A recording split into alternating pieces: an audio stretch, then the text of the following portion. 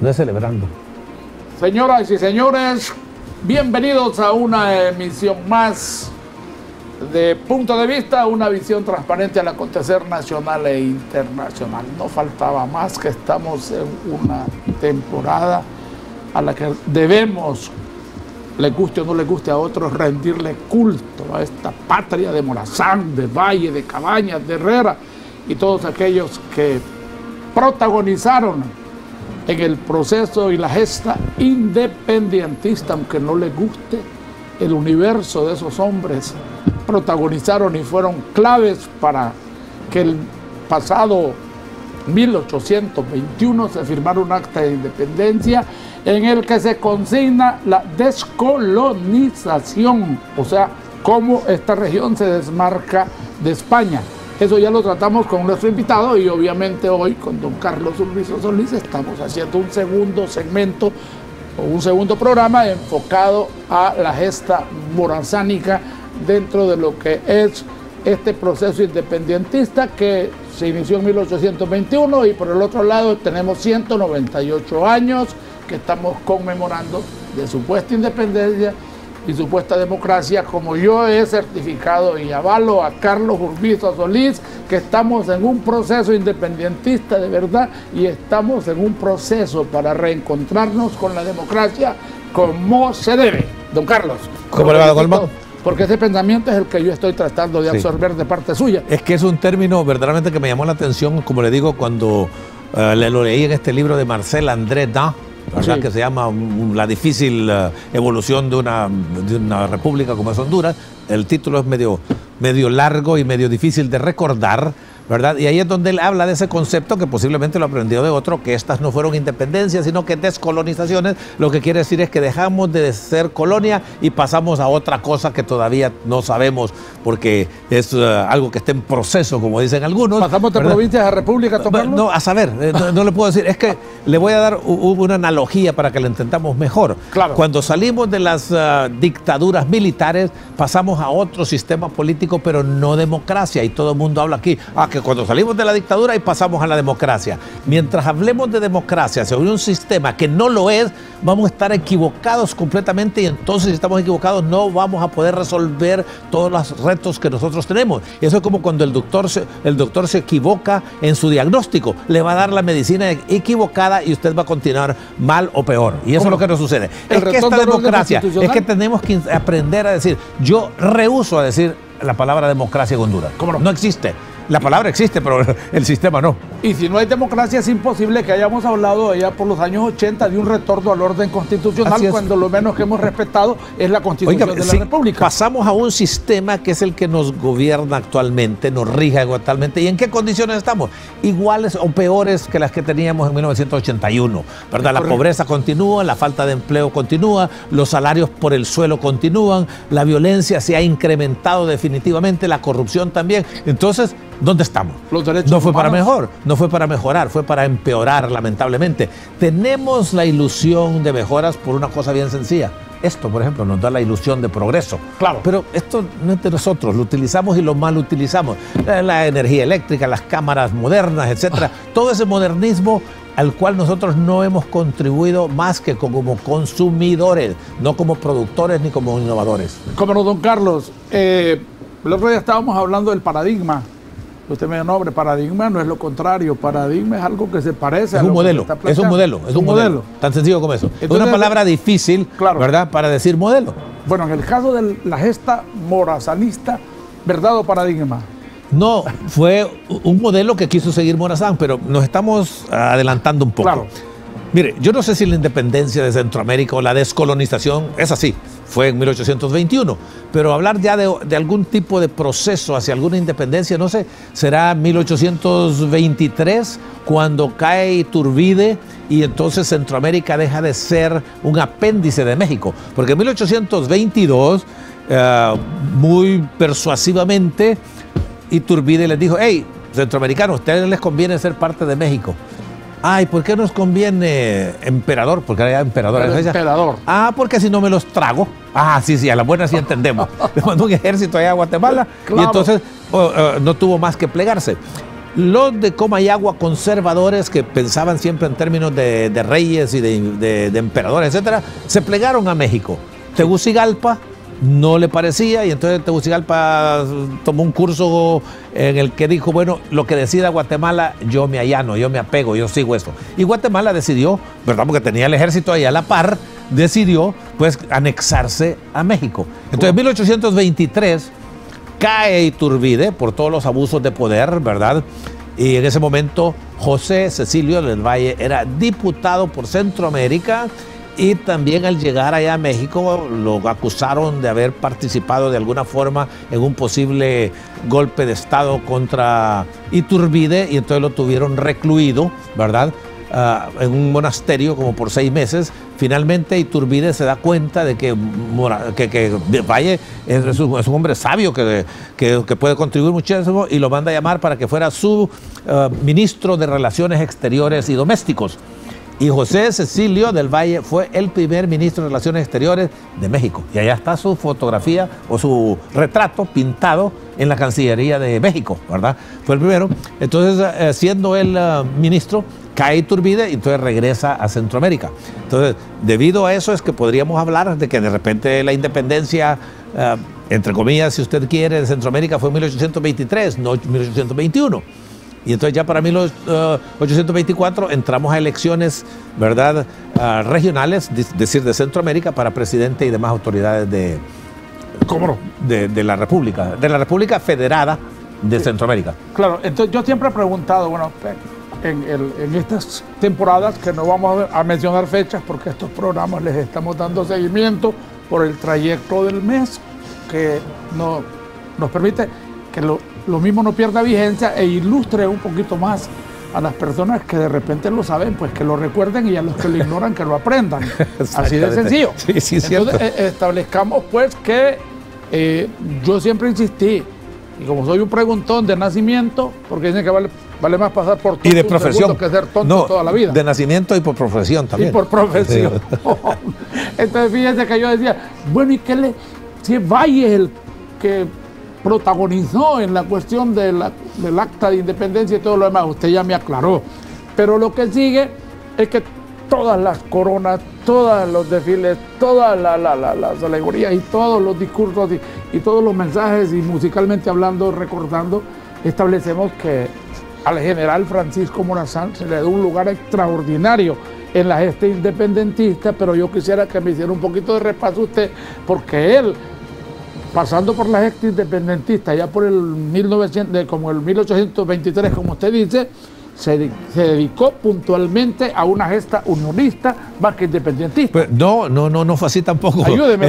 Sí, es que mire, lamentablemente no nos enseñan suficiente historia en las escuelas. ¿Cómo no? Lo que yo puedo compartir con ustedes, y yo no soy historiador, por favor, yo estoy teniendo una conversación como la podríamos tener en su casa con una copita de vino, y estamos hablando de cómo fue la evolución de Centroamérica. Leo mucho, pero tampoco lo leo para andar dando cátedras, sino que para compartir, ¿verdad?, las conversaciones, etcétera, etcétera. Morazán no tuvo absolutamente nada que ver con el 15 de septiembre y la independencia de Centroamérica. Él estaba aquí, claro, era secretario ejecutivo, ¿verdad?, de Dionisio Herrera, su primo político, ¿verdad?, porque Herrera estaba casado con una prima de él, ¿verdad? Y hay unas historias bellísimas de Morazán que me hubiera gustado, se me olvidó traer el libro, claro, aquí para leerles del libro. Esta es la próxima. Morazán, él era un autodidacta, ¿verdad?, pero un hombre brillante, aprendió francés para chuparse y fumarse todos los libros que tenía Dionisio de Herrera en su biblioteca. Entonces llega el 15 de septiembre, Morazán no tiene nada que ver. Valle, a pesar de que se había opuesto a la independencia, porque dice, bueno, ¿y este país qué tiene que ofrecer? Para Valle, el conocimiento y la generación de riqueza eran imprescindibles para la independencia, de cualquiera, en cualquier momento. Entonces dice, ¿cómo Latinoamérica, cómo Centroamérica, cómo Guatemala va a pretender ser independiente y no tiene ninguna fuerza aquí, ¿verdad? Pero una vez que se declaró la independencia, ¿verdad?, o descolonización, como dice André Dan, ¿verdad?, entonces él dijo, América cuando duermo y América cuando estoy despierto, y se dedicó totalmente a promover la idea de la independencia de Centroamérica. Morazán entra a la escena casi accidentalmente. ¿Qué es lo que pasa? Que después de 1823 y que se organiza aquí ¿cómo se llamaba? Los Estados Federados de Centroamérica, y cada uno de los países tenía su jefe de Estado. Había que elegir un presidente federal, ¿verdad? Y esas elecciones participa Manuel José Arce, que es otro gran personaje que nosotros desconocemos, excepto por el hecho de decir, Manuel José Arce fue el primer presidente de Centroamérica, punto, ¿verdad? Pero había otro, Pedro Molina, y Matías, que lo memoriza el tipote porque si no lo aplazo. Sí, y eso es todo lo que memoriza, toda esa línea. Estaba un Matías Delgado, que era un presbítero, un sacerdote, estaba un tal Pedro Molina y tantos otros próceres que cómo me gustaría a mí que los conociéramos mejor y conocerlos yo mejor, pero no tengo tiempo ya para estar leyendo tanto. Entonces vamos a unas primeras elecciones en 1823-24, y los candidatos son José Cecilio del Valle y Manuel José Arce, ¿verdad? Vamos, en ese tiempo, como dice la Biblia, y como dice usted, los que ya lo saben, pues por favor recuérdenlo y disfrútenlo, y los que no lo saben, pues apréndanlo. Que lo aprendan. Exactamente. Claro, es lo que tratamos aquí. Así es, así es. Entonces, en aquel tiempo estaba organizado los 5 estados de Centroamérica como los Estados Unidos, copia carbón. Claro. Y el presidente se elegía por votos electorales, no por votos populares.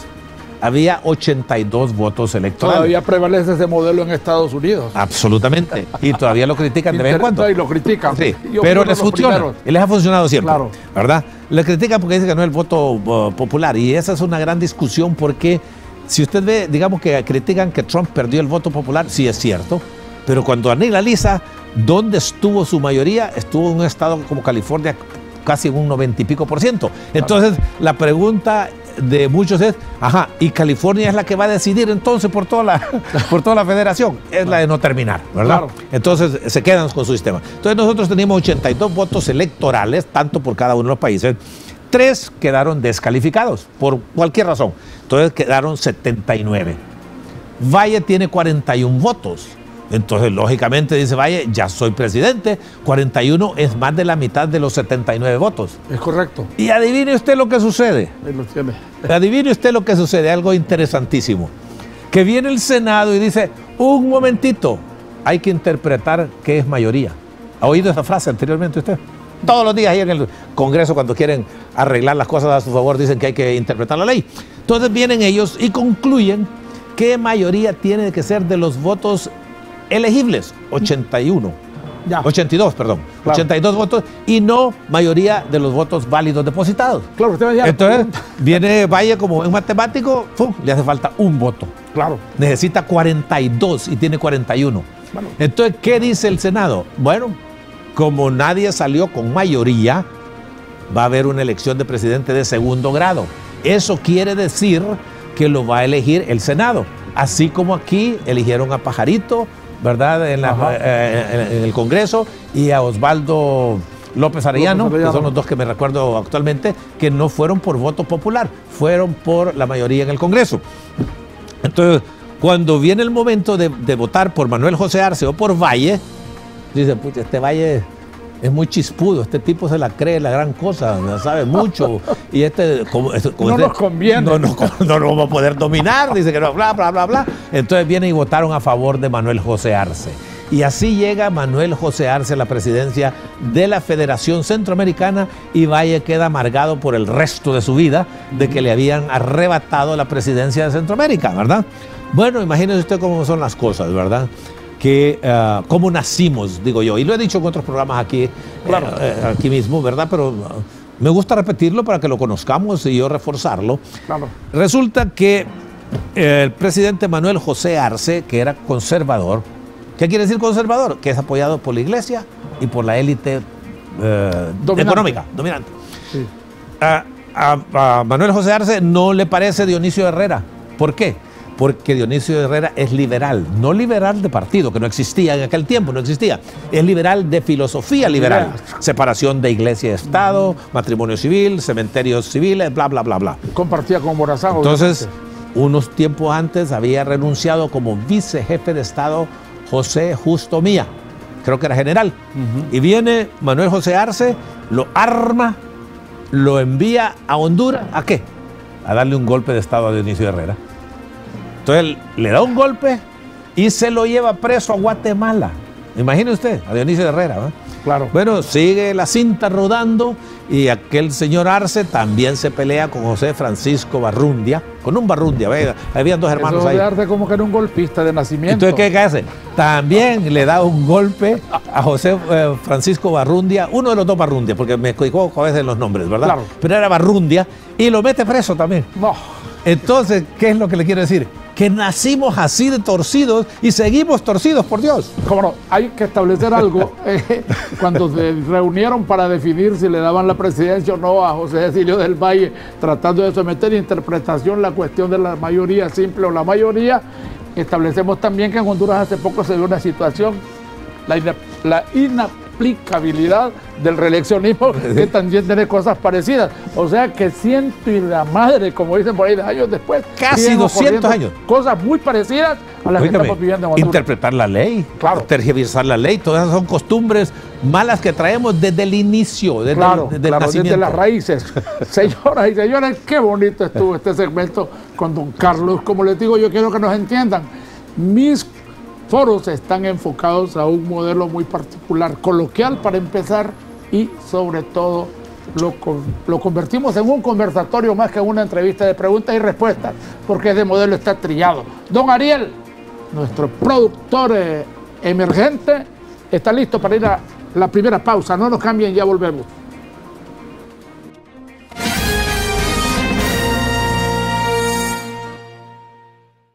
El zancudo Aedes aegypti es un enemigo peligroso al que juntos debemos derrotar, porque es el que transmite el dengue, zika y el chikungunya. Cepille las paredes de la pila y barriles donde almacena agua una vez por semana, utilizando la untadita. Mezcle detergente y cloro y déjelo actuar durante 10 minutos. Limpie los solares baldíos, elimine las llantas, botes y todo lo que pueda acumular agua. Pailas, baldes, barriles que acumulen agua, ponerle sus tapaderas o tápelos con plástico transparente y amárrelo con una cuerda. Limpiar el agua de los floreros. Siga estos consejos y póngalos en práctica. Recuerde, sin criaderos no hay zancudos. Sin zancudos no hay dengue, zika ni chikungunya. Gobierno de la República. El dengue es una enfermedad que ya ha cobrado la vida de muchos hondureños. Prevenir esta mortal enfermedad es tarea de todos. Evitemos la reproducción del mosquito transmisor Aedes aegypti. Debemos eliminar sus posibles criaderos, limpiar y tapar muy bien los depósitos donde guardes agua. Mantén bien limpias todas las áreas de tu casa y alrededores. Los recipientes que no son utilizados se pueden colocar boca abajo. El dengue es una enfermedad que se puede evitar, siempre y cuando sigamos todas las medidas de prevención. Este es un mensaje de la Universidad Cristiana Evangélica Nuevo Milenio UCEM y la Confraternidad Evangélica de Honduras. Para triunfar en la vida hay que tener actitud. Actitud UCEM que te ayuda a lograrlo.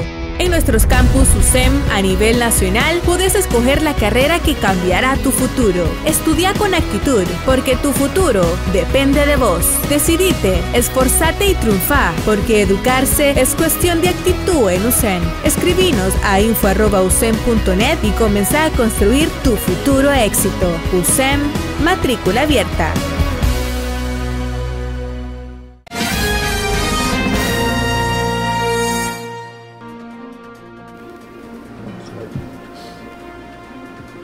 Muy bien, señoras, continuamos con punto de vista. Un enfoque rapidito, don Carlos. La ciudad está colapsada. ¿A alguien se le ocurrió modernizar o actualizar el esquema de la celebración de los benditos desfiles de primaria, de todo lo demás, hasta llegar no sé dónde? Y entonces decidieron hacer desfiles sectoriales. Hay desfiles en la Rivera Hernández, hay desfiles en la Satélite, hay desfiles en Cofradía y hay desfiles en Chamelecón. Total, hablando de convergencias, todos esos desfiles vienen a converger al centro de la ciudad. Si usted no tiene mucho que hacer... ¿Y por qué tienen que venir aquí si se pueden celebrar en cada uno de sus No, es que ellos se vienen desplazando. Ni siquiera de una invasión. No, es una invasión. No, está equivocado. Igual, imagínate. Lo hubieran hecho así, sectoriales, pero que se quede en ese sector, para no congestionar el centro. Bueno, hoy desfilan 86 instituciones y todo lo demás. Lo que le quiero decir es que eso ha recalentado más la ciudad que de lo que nosotros hemos ver si venido podemos experimentando salir, en los últimos días. A ver si podemos salir bien de aquí. Sí. Claro, para mí que deberían de ser en el Estadio Nacional, ahí cada uno vaya saliendo y que haga su despliegue y su exhibición. Olímpico Metropolitano, ahí Mejor caben todavía. 40.000 personas y yo les dije... Y van a ir a disfrutar de un gran evento, un gran desfile, un gran show. Bueno, imagínense usted que aquí lo que más nos une a los hondureños, en particular a los que les fascina la cuestión del balompié, justamente es el fútbol. Y entonces les decía yo, imagínense que se logre una convergencia de toda la clase educativa, estudiantil y padres y familias. Ahí caben 40.000 personas cómodamente sentadas y van a ver un mega espectáculo. Así es. Y el plato fuerte, don Carlos, sería un partido con una selección de estrellas del mejor fútbol de Centroamérica con la selección nacional de Honduras. No va a haber tiempo para eso. Suficiente con los desfiles que puede tomar No, pero le digo 6 yo horas. que eso sería un gran atractivo Ok. para que los jóvenes lleguen al estadio y se queden hasta el final y terminen la celebración con esa gesta unionista en la que le rendiríamos Bueno, culto también al general Francisco Morazán. ¿No le parece? Sigamos.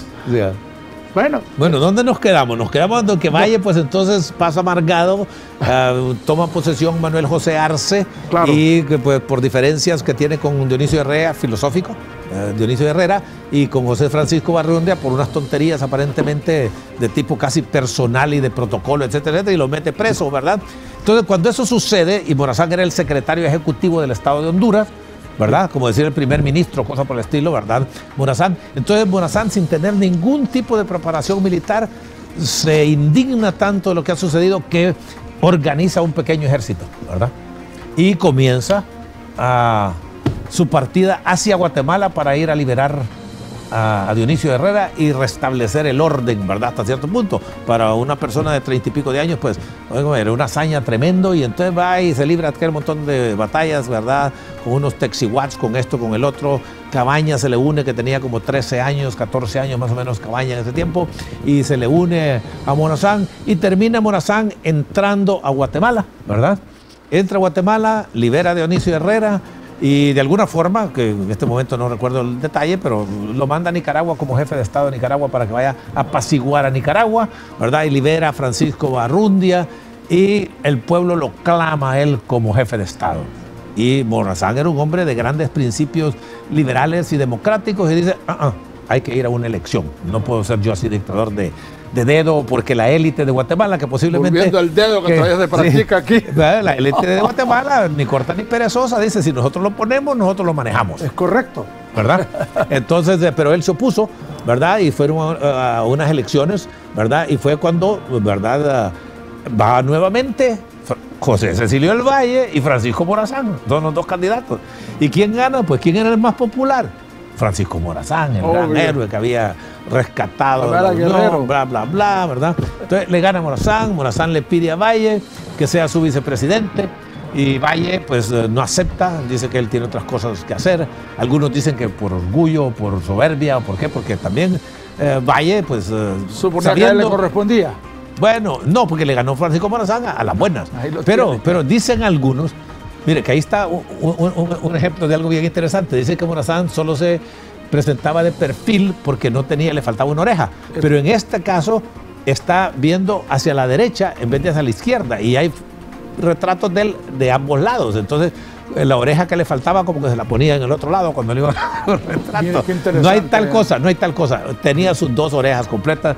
De todo lo que yo he podido investigar, estaba completo. Ahí hay uno de frente. Sí, pero se le ve la oreja de la izquierda. Claro. Pero en la que nos enseñó anteriormente, ahora mire, es la de la derecha. Claro. Entonces tienen las dos. A menos que era, ¿cómo decirle? Reemplazable una por otra, y entonces se la pasaba de un lado para otro. Que fuera una próstata, ¿cómo llama? Una prótesis. Prótesis. Sí. Bueno, el asunto es de que Valle no acepta y se regresa a su hacienda a manejar sus vacas, esto y el otro. Por eso dice que era un gran capitalista, que era aquí, que era allá, conservador. Y él era conservador, pero conservador de los derechos naturales del hombre. Claro. Vida, libertad y propiedad. Sí. Porque para todo el mundo es fácil entender libertad y vida, pero no es fácil entender propiedad. Mire qué belleza esos retratos de él. Sí. ¿Por qué propiedad? Bueno, ya le voy a enseñar yo una que es real de Morazán. Cuando vayamos a la pausa la busco para que vea que todas estas son idealizaciones. Es decir, lo pulieron como Photoshop ¿verdad? Correcto. Que es lo moderno que utilizan hoy en día, Photoshop. Hay muchas que fueron con el tiempo refinándolas, como las de Cristo. Usted ve bien refinadito. Nadie tiene ninguna fotografía de Jesucristo que el tiempo, Claro. ¿verdad? Pues entonces el asunto es de que Morazán no pudo convencer a Valle, ¿verdad? Y se dedica entonces a ejercer el poder y se pasó un gran tiempo de su administración pública tratando de poner orden en Centroamérica, porque se levantaban aquí, se levantaban por allá. Los que más leales le eran y que le fueron siempre fueron los salvadoreños. Y por esa afinidad que había con El Salvador es que él pidió que cuando muriera lo enterraran. Sus restos fueran para El Salvador. Para El Salvador, ¿verdad? Y El Salvador los cuida con mucho celo, ¿verdad? Porque hay una gran tradición, contrario a Costa Rica, donde el día de hoy todavía Morazán es un villano. Al día de hoy. Dice por ahí que el presidente Zelaya, en el desempeño de sus funciones como tal, hizo el intento de traerse a Morazán para acá y casi vamos a una guerra como la del 69. Los salvadoreños quieren... Te iba a llamar la guerra morazánica, La en vez guerra del morazánica, fútbol. para que vea usted realmente, eso es importante también hacerle ver a la gente. Bueno, me dicen a mí, oíme, y al final del día se ha logrado establecer si Morazán era salvadoreño o hondureño. La gente pregunta eso. No, pero no. Bueno, por sencillez o por curiosidad. Pero No, hay ahí que aclararlo. está no solo su partida de nacimiento, sino que está también la fe de bautizo, ¿verdad? Cuando Claro. lo bautizaron, usted sabe que las iglesias eran los grandes custodios de todos estos documentos, ¿verdad? ¿Cómo no? Tanto del nacimiento como del casamiento, como el murimiento de las personas. Y Josefa Lastiri de Morazán, la esposa, Era la esposa de él, correcto. hondureña. Sí, también, sí, correcto. Entonces, el asunto es que Morazán, ¿verdad? Pasó muchísimo tiempo solo apagando fuegos, ¿verdad? El Salvador, como le digo, no se revolvía mucho. Nicaragua, sí, Costa Rica, no digamos, Honduras, un solo desorden que había que no le permitió a él poder administrar la cosa pública con toda la libertad que hubiera querido, ¿verdad? Y la capacidad que él tenía para hacerlo. Era una de sus grandes virtudes. Los decretos que pasaba Morazán, oiga, me dan gusto leer esos decretos, porque todos los decretos contienen unos principios y valores, ¿verdad? Increíbles, ¿verdad? Y que firmaba él, Francisco Morazán, Dios, patria, libertad, ¿verdad? Tenía ese... Porque también han dicho que era ateo. Bueno, yo no sé. Era La separación masón. de la iglesia y del Estado le generó esa... Pero también dicen que era masón, sí, pero él era creyente, hasta donde yo he podido establecer. Ahora, ¿cuál era su concepto de Dios? Ahí tenemos para el rato, ¿verdad? Porque todos estos grandes políticos y grandes filósofos y grandes científicos a veces tienen su propia definición de Dios, que no es la suya, ni la mía, ni la tradicional, ¿verdad? Que es judeo-cristiana, sino que es otra, el gran arquitecto, gran hacedor, creador, no sé qué. Pero no vamos a entrar en esa parte, ¿verdad? Claro. El asunto es que Morazán tenía una gran capacidad, ¿verdad? De organización y de conceptos de negocio, de gobierno que podía poner en práctica, y entonces pasó esos 4 años de presidente, ¿verdad? Bien golpeado. Entonces viene 1834, la siguiente elección para presidente, siempre bajo el mismo sistema federal, ¿verdad? ¿Y quiénes son los candidatos ahí? Nuevamente, José Cecilio del Valle y Francisco Morazán. Ya la ficha de Francisco Morazán estaba un poquito gastada después de 5 o 6 años de guerras, de apaciguamientos aquí, de los liberales contra los conservadores, entendiéndose conservadores aquellos que querían conservar todos los protocolos del imperio español, ¿verdad? De la diferencia de clases, del poder de la iglesia, que la iglesia pues, tenía escuelas, cementerios, tenía un poder muy grande, que los liberales, ¿verdad? De filosofía liberal, del liberalismo, ¿verdad? Que tiene que ver con la democracia que tanto hablamos aquí, de la libertad individual y de la soberanía popular, pues eran contrarios a los conservadores que querían controlarlo todo, y los liberales pues creían en que cada uno de nosotros tenía las facultades y tenía los derechos de poderse regir por sus propias reglas de acuerdo con las mayorías, ¿verdad? Etcétera, etcétera, todo lo que implica libertad individual y soberanía popular, ¿verdad? Sí. Entonces ya estaba gastada la ficha de Morazán en el 34 y gana José Cecilio del Valle las elecciones. Finalmente Valle va a ser presidente, y desde luego personas como usted y yo estamos aplaudiendo que llegue Valle, porque vamos a ver qué puede hacer este sabio por esta república, ¿verdad? Entonces, eso fue en 1834. Entonces, no se sabe a ciencia cierta si Valle se dio cuenta que había ganado las elecciones o no. Él estaba en su hacienda, Las Mercedes creo que se llamaba, sí. Su hacienda, y entonces emprende su viaje a Guatemala ya para ir a ver cómo están las cosas políticas, y en el camino le da 1, 2, 3 o 4 infartos, ¿verdad? Entonces muere Valle. ¿Supo o no supo que había ganado las elecciones? No lo sabemos. Algunos dicen que sí, pero lo que sí sabemos es que ya no pudo tomar posesión del cargo, ¿verdad? Claro. Entonces, ni modo, el que quedó en segundo lugar, pues que pase el primero. Pero Morazán, teniendo las convicciones que tenía, dice, no, a mí no me elige el pueblo. ¿Qué papel estaba jugando Arce en este momento que está No, Arce se había ido para México y desde ahí había tratado de invadir Guatemala. De repente Arce planificó un magnicidio para no dejar que el pobre Valle llegara al poder después de que lo persiguió por tanto tiempo. No creo que llegó a eso. Pero aquí lo interesante de la cuestión es que dice Morazán, claro, no, a mí no me toca automáticamente la presidencia. Sí. Convoquemos a nuevas elecciones, dice Morazán, imagínense. Él tan seguro estaba de sus principios y tal vez de su popularidad en ese momento, ya que no tenía la competencia de Valle. Entonces, vamos a elecciones nuevamente. Digo, vamos, los antecesores suyos y míos, van a elecciones y gana Morazán.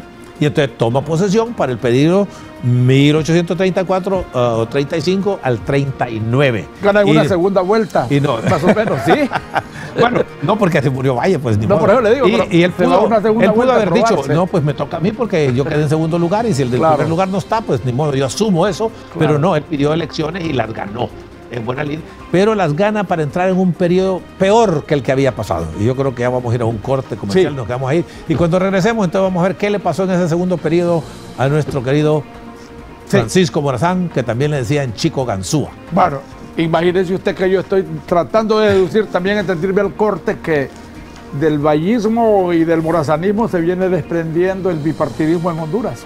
Bueno, es que mire, sí. Originalmente, y por eso es que yo estoy de acuerdo con el bipartidismo, sí. Solo hay dos lados de la moneda. Claro. ¿Verdad? El lado conservador y el lado liberal. Claro. ¿Okay? Y después tiene extremos que en todos casos son malos y después unos que se acercan más al centro y otros que se alejan un poquito del centro, ¿verdad? Y cuando volvamos yo le puedo decir más o menos por qué viene eso de izquierda y derecha también, que es una historia bien interesante, que yo creo que es cierta, pues, porque lo he leído en varios lugares. Pero al regreso vamos a hacer eso. ¿Cómo no? Al regreso vamos a hacer eso. ¿Cómo no, señor? Al regreso vamos a hacer eso. Y el tema de la iglesia, que lo tratamos así fugazmente, yo quiero hacer un pequeñito aporte. Cuando Morazán separa la iglesia del Estado, nos da una demostración también que él era muy amigo del pluralismo político y el pluralismo religioso. No era posible que desde el Estado se desprendiera la tendencia espiritual a la que todos los hondureños debíamos pertenecer. Creo que Morazán tuvo mucha razón también en eso. Brevísima pausa, señores, y los que ya lo saben, recuérdenlo con mucho cariño. Y disfrútenlo. Tiene una historia extraordinaria y los que no lo sabían, celébrenlo. Y si alguno nos está escuchando aquí, que es más estudioso de la historia que yo, que se venga, aunque me encanta la historia, sí, me aguanta. Yo de lo que más leo es historia y biografías. Entonces que lo llame a usted, déle su número de teléfono o llame aquí a este estudio y que venga aquí a aportar lo que él conozca con más profundidad de lo que yo lo estoy haciendo. Entonces aquí académica e intelectualmente también somos pluralistas. Bueno, este es un medio que está adscrito a una universidad, ¿verdad? Claro. Y la universidad son los grandes laboratorios que tiene el hombre para hacer una serie de experimentos con relación a nuevas ideas, ¿verdad? Nuevas formas de dejar que el pueblo sepa vivir. La verdad y el pueblo será libre, dijo el Señor. Igualmente aquí tratamos de darle un poquito más de la verdad posible, que muchos de repente o no se la dan o le esconden. Volvemos, señores, no nos cambien.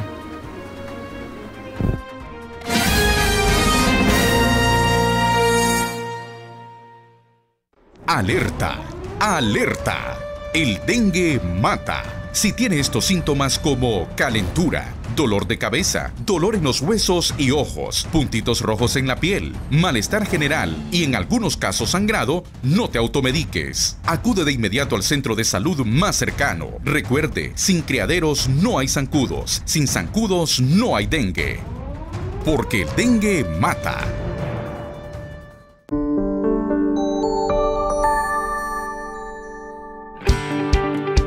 Kingdom Editorial es una empresa dedicada a la elaboración de material educativo para todas las edades. presentando una nueva propuesta educativa muy alternativa en textos escolares en todos los niveles y en las materias básicas de nuestro país y al alcance de todos. Cada uno de los textos de Kingdom Editorial está dotado de un sinnúmero de herramientas innovadoras, de alto rendimiento y evaluadas por normas internacionales, basadas en la malla curricular nacional con sus reformas educativas. Kingdom Editorial pone a su disposición las siguientes asignaturas: Ciencias Sociales, Ciencias Naturales, Matemáticas y Español. Todas de 1º a 9º grado. Nuestros libros poseen herramientas importantes para el aprendizaje ideal como áreas de trabajo, proyectos, contenidos didácticos, áreas de recortes, cuentos, evaluaciones y diplomas de finalización. Le invitamos a vivir esta nueva experiencia en Educación Nacional y nos comprometemos con cada uno de ustedes a llenar las expectativas en las respectivas áreas de aprendizaje. Kingdom Editorial, aportando en la educación nacional. Hacemos la diferencia.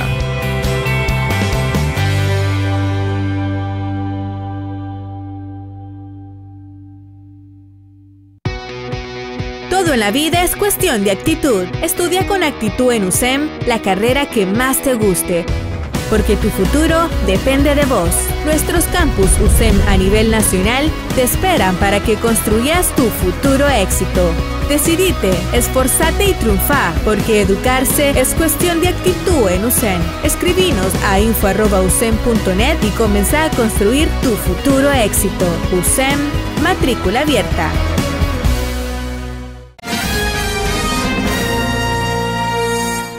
Ha sido un escritor prolífico de mucho tiempo. Señoras y señores, pues dentro de los elogios, como dice don Carlos, aquí también fomentamos la cultura del reconocimiento.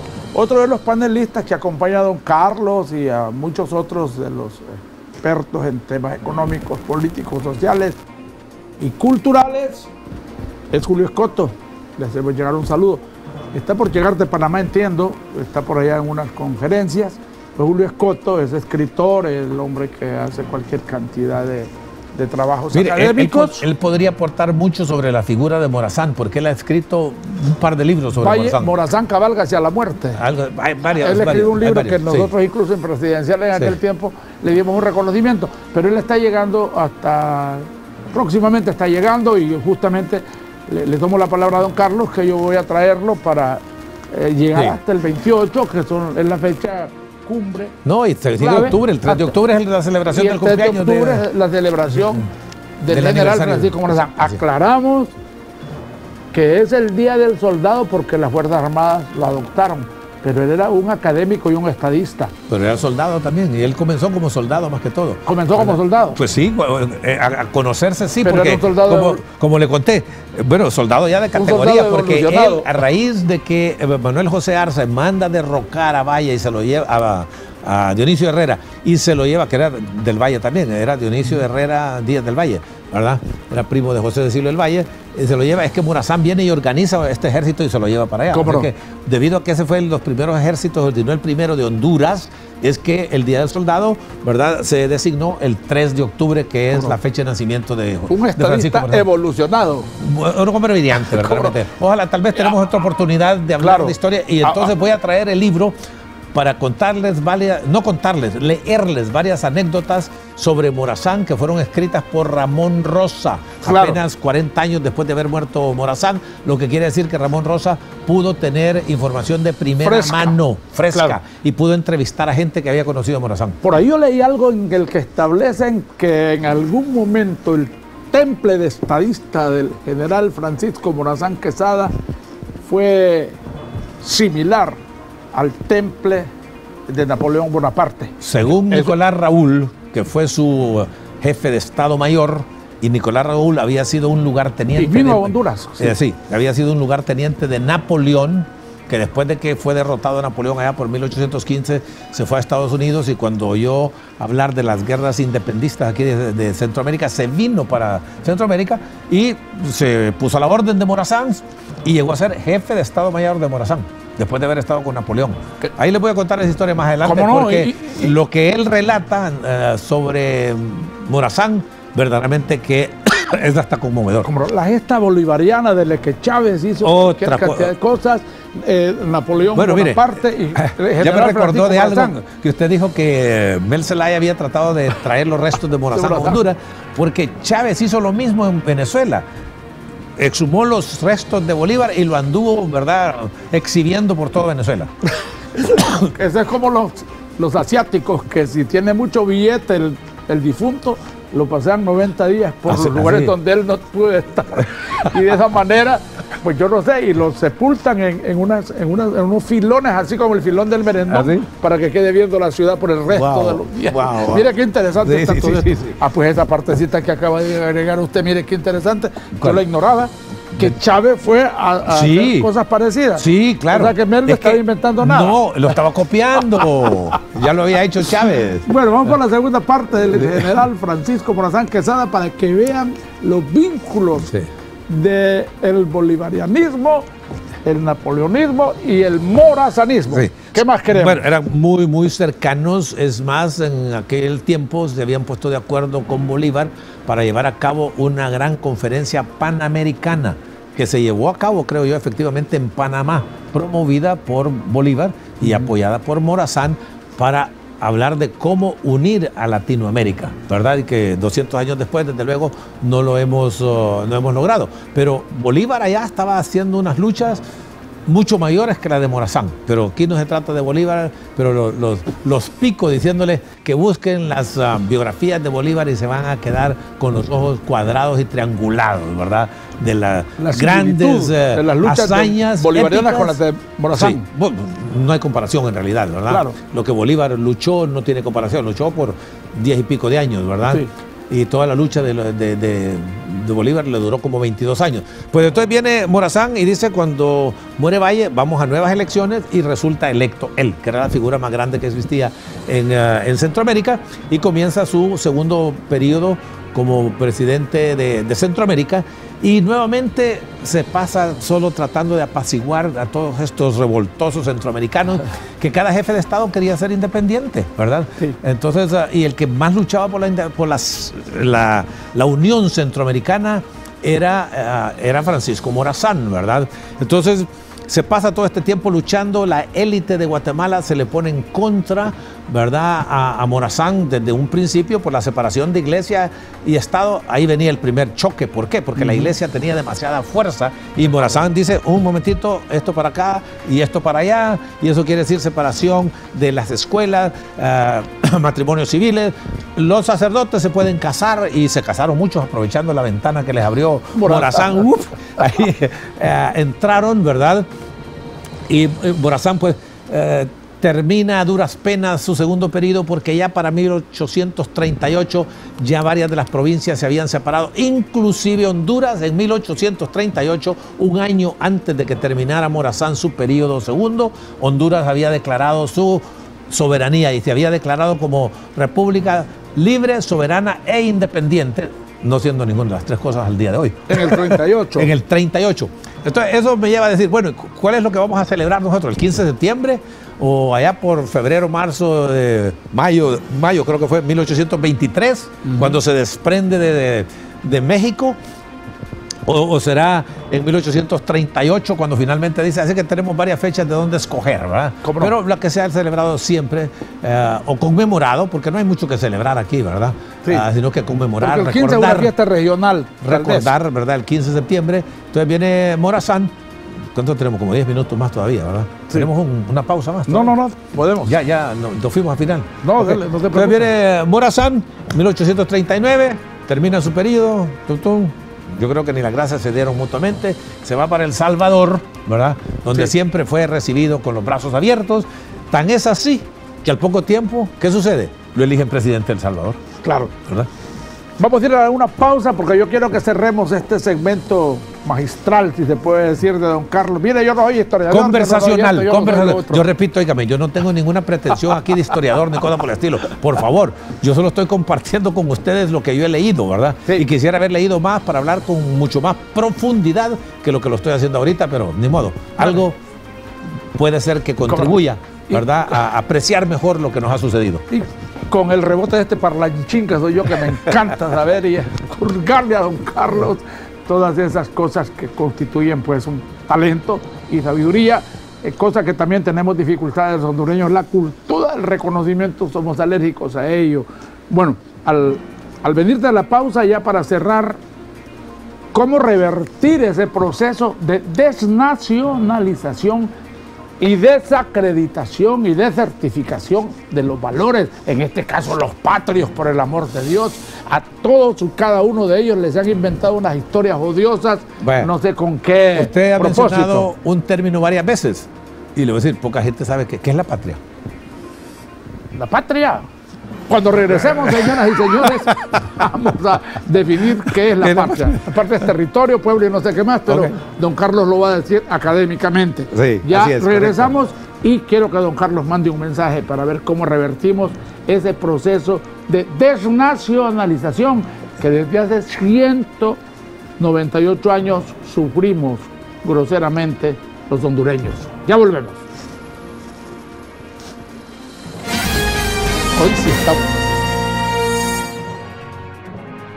El zancudo Aedes aegypti es un enemigo peligroso al que juntos debemos derrotar, porque es el que transmite el dengue, zika y el chikungunya. Cepille las paredes de la pila y barriles donde almacena agua una vez por semana, utilizando la untadita. Mezcle detergente y cloro y déjelo actuar durante 10 minutos. Limpie los solares baldíos, elimine las llantas, botes y todo lo que pueda acumular agua. Pailas, baldes, barriles que acumulen agua, ponerle sus tapaderas o tápelos con plástico transparente y amárrelo con una cuerda. Limpiar el agua de los floreros. Siga estos consejos y póngalos en práctica. Recuerde, sin criaderos no hay zancudos.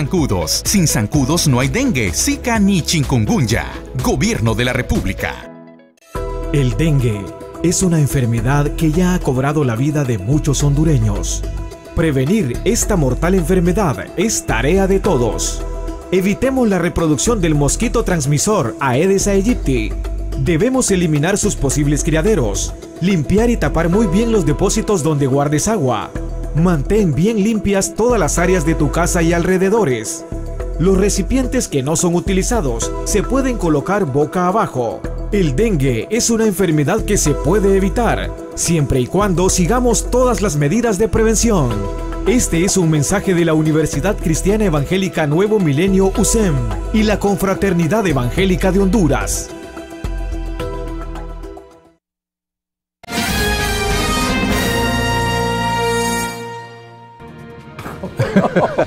Señoras y señores, estamos en la recta final.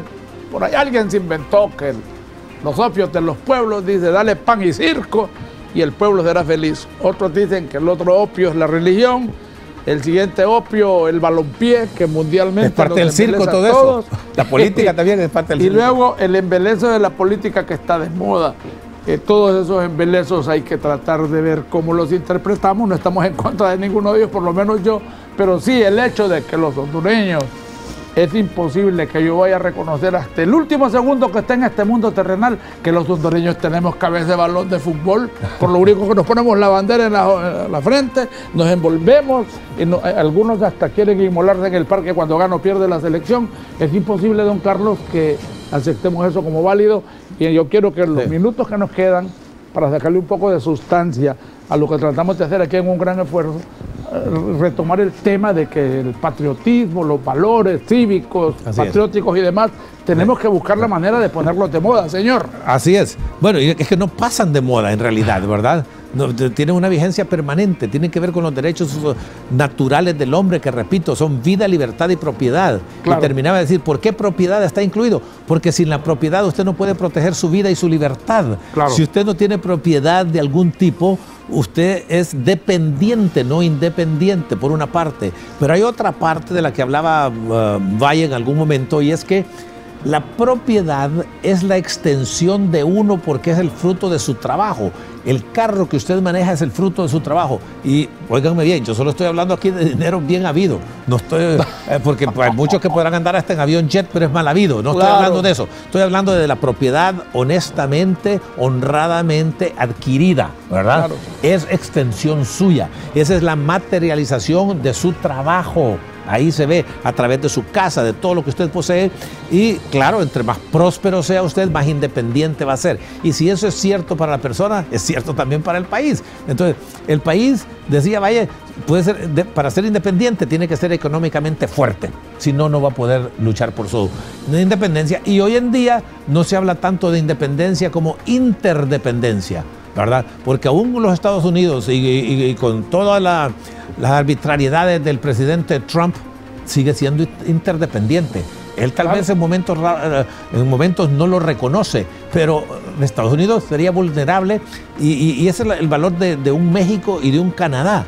Que tenga cuidado, si se los echa de enemigos, ¡shum!, puede colapsar, porque pueden servir de cabezas de playa fácilmente para atacar a Estados Unidos, ¿verdad? ¿Cómo no? Así que hay otros pesos y contrapesos en los Estados Unidos que impiden pues de que estos países, Canadá por un lado al norte y México al sur, pues todavía sean prudentes y no permitan, ¿verdad?, de que toda esta gran lucha que están llevando a cabo contra estas arbitrariedades de Donald Trump y todo su nacionalismo, ¿verdad?, y tarifas que está imponiendo para mantener él, ¿verdad?, protegido su mercado, que vayan a tener algún resultado positivo. Y por el otro lado negativo, si México dice, vénganse aquí los talibanes, vénganse aquí los fulanos de tal, oigan, a saber en qué terminaría. Inclusive desde Honduras tirarían piedras desde aquí que podrían llegar allá, ¿verdad? Entonces la independencia depende también de una cierta fortaleza económica a la cual estaba dedicado Valle, no solo a la formación de las personas, decía, ¿qué es educación? Es formación, dice, crear una persona como no existía antes de ser pulida, ¿verdad? Con una piedra y después la pule y termina usted con alguna pieza, ¿verdad?, artística muy bonita, muy hermosa, muy valiosa. Pues vamos a terminar con Morazán este segundo periodo, pero vamos a tener otro la próxima semana programa y vamos a seguir con unas anécdotas que yo quiero compartir con ustedes y leérselos, ¿verdad? No de memoria. Ayúdeme a reforzar que estamos celebrando el cumpleaños de la patria. Usted me dijo, ¿qué es patria? Ok, y usted me dijo que la tierra. Me alegro que me haya recordado de eso, ¿verdad? Claro. Ya estoy en la tercera edad, ya tengo 3/4 de siglo, ya algunas cosas me pueden pasar, ¿verdad? Claro. La patria, estimada audiencia, somos nosotros las personas.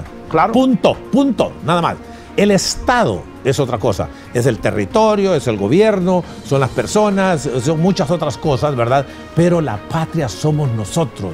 Entonces, cuando nosotros estamos actuando mal en contra de las personas que están alrededor nuestra, estamos siendo antipatriotas, ¿verdad? Ser patriota no es abrirse el pecho y que me meten 17 balazos, y claro, ¿verdad?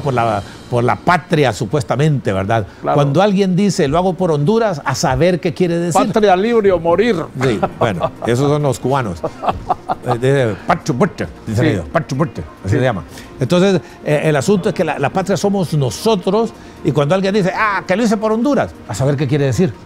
Honduras es un pedazo de tierra de 112.492 kilómetros cuadrados. Por eso lo hizo. O lo hizo por el gobierno de turno. ¿Por quién? No sé, absolutamente. Si dice esto lo hizo por los hondureños, mis hermanos, ¿verdad?, con los que he convivido y con los que me identifico, ahí estaría hablando de la patria. Si usted le pregunta a un alto político que ha hecho por la patria, va a comenzar a nombrar que lo reconocieron en las Naciones Unidas o que por acá le dieron una medalla, pero le dice, pero un momentito, ¿qué ha hecho por el pueblo hondureño? John F. Kennedy, a propósito, dijo, nunca preguntes qué ha hecho la patria por ti, sino qué has hecho tú por tu patria. ¿Qué puede hacer la patria por ti, sino qué puedes hacer tú por la patria, verdad? Así es, John F. Kennedy. Sí, una gran frase que dijo, ¿verdad? Pero la patria somos todos nosotros, y la patria vive alrededor de nosotros. Óigame, ¿cómo? Usted puede decir así al viento que quiere a los misquitos, pero están demasiado lejos y no puede hacer nada por ellos. Claro. Porque usted me dice que quiere los misquitos, que son parte de la nación hondureña, bla, bla, bla, todos esos. Ajá. Y lo encuentro que está maltratando a su empleada, a su empleado, a su compañero de trabajo, a su amigo. Entonces, es vacío lo que me ha dicho. Claro. ¿Me explico? Entonces, si todos nosotros hiciéramos todo lo que podemos por la gente que está alrededor nuestro, sea familia, o sea amigos, o sean conocidos, o sean vecinos, o sean hondureños, está contribuyendo a hacer esto una mejor patria, una mejor grupo de personas que nos reconocemos, ¿verdad? Y no necesitarían de más. Habría suficiente, y puedo dar otros ejemplos que no hay tiempo para ellos, pero ya en minutos terminamos. El asunto es que Morazán, se va para El Salvador, presidente de El Salvador, En Guatemala se ha promovido la figura de Rafael Carrera, un indio que dicen que era total y completamente analfabeta, que no sabía leer ni escribir, ¿verdad? Un hombre que mataba a sangre fría, andaba en su caballo y se le aparecía alguien que no le parecía por alguna razón, lo mataba ahí nomás. Y Rafael Carrera llamaba a su gente con un cacho, ¿verdad? Y por eso en Guatemala le pusieron los cachurecos, ¿ok? O sea que el origen... No es de aquí, no es de aquí. Y eso... Cachureco para los cachurecos azules... No, ya le voy a decir por qué. Origen en Guatemala. Ya le voy a decir por qué. Origen en Guatemala, los cachurecos, ¿verdad? Ya. Y entonces, ¿los cachurecos qué eran? Conservadores. Eran los que apoyaban a Rafael Carrera. La iglesia y la élite de Guatemala, económica y social, eran los que apoyaban a Carrera, a pesar de que era ese señor así analfabeta, que era un sanguinario, que era un hombre que mataba a sangre fría, pero se oponía a Morazán. Y Morazán quería la unión y ya los movimientos unionistas habían tenido, ya estaban fuera de uso en Centroamérica. Entonces, Rafael Carrera, con todo y eso, llegó a ser jefe de Estado de Guatemala en 2 ocasiones. La primera por 4 años y la segunda por 14 años. ¿Imagina usted cómo se pudo haber sometido la realeza guatemalteca? Porque allá estaba el marqués de Aycinena y de Beltranena, claro. Cuántas otras nenas, ¿verdad? Que de esos hay muchos, ¿verdad? Entonces, que pudieron, que podían sostener a una persona tan sanguinaria como Carrera. Pero ese es otro, Rafael Carrera es otra claro. Historia que ha de ser interesantísima, ¿verdad? Entonces, Morazán, ¿verdad?, arma un ejército y se dirige a Guatemala para derrotar a Rafael Carrera. Pero ese indio analfabeto y todo le jugó unas vueltas, trucos por aquí, trucos por allá, y derrota a Morazán.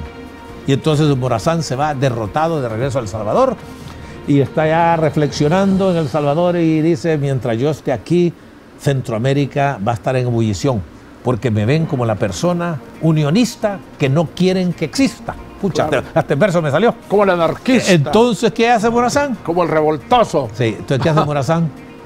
Renuncia a la presidencia de El Salvador, se sube a un barquito, se va a Panamá, pasa un tiempo en Panamá, se mete a unos negocios de aquí, ahí escribe el gran documento, este testamento de Panamá, o no me acuerdo cómo se llama, la declaración de Panamá, ¿verdad? Y después sigue para Perú. Sí. Y estando allá en Perú, llega una delegación de Costa Rica, ya nos quedan un par de minutos, ¿verdad? Sí, sí. Llega una delegación de Costa Rica a pedirle que los vaya a librar del gran déspota que tenían, que se llamaba Braulio Carrillo de Costa Rica. Y entonces viene allá, creo que un general Bustamante, creo que era el apellido, y le prestó 18,000 pesos. Y con esos, imagínate, de Perú, que le confiaron un préstamo. Se fue una gesta liberacionista a Costa Rica. Así es. Entonces llega El Salvador, reúne como siempre alrededor de los salvadoreños ejércitos, va a Costa Rica y derrota a Braulio Carrillo, lo manda al exilio y toma posesión en Costa Rica como presidente provisorio de Costa Rica, ¿verdad? Y hasta ahí nos quedamos. Parece novela esta cuestión, claro. Pero es que no hay tiempo para... No, pero por mucha carrera que quiera sacarle yo, pero bueno, de repente me desvío para contar alguna historia o relatar alguna historia interesante. Así que nos quedamos con el arribo de Morazán a Costa Rica. ¿Cómo no? Y ¿verdad? Allí donde lo fusilan. Así es. Interesante, correcto. Porque es el final de la película. Y ahí en Costa Rica conocí a una bisnieta del responsable de la muerte de Morazán. No importa que en esta película muera el muchacho, porque a uno le incomoda que el muchacho muera, pero sí. Vamos a ver. Pero es que ya sabemos qué pasó. Que murió. Ya sabemos lo que pasó. Sí. Digo, sabemos que murió, no sí. Sabemos cómo. Claro. Ariel, muchísimas gracias. El próximo 15 es el aniversario de la patria. Blindemos a la patria por ese día. A los hondureños entonces. Y a los hondureños también. Y no, ¿qué es la patria? No viertan esas opiniones odiosas sobre el país, porque cada opinión odiosa que usted vierte siendo hondureño es una opinión odiosa. Pero si es la verdad, tiene que saber decirla sin ofender, ¿verdad? ¿Cómo no? Son dos cosas distintas, porque si la verdad no se enfrenta, no se va a resolver entonces claro. Una condición anómala que puede existir, claro. ¿Verdad? Hacemos una tregua para el día 15 de septiembre, aniversario de la patria. No la ofendamos, por favor, a aquellos que les fascina hacerlo. Con permiso, que estén muy bien. Felices fiestas patrias.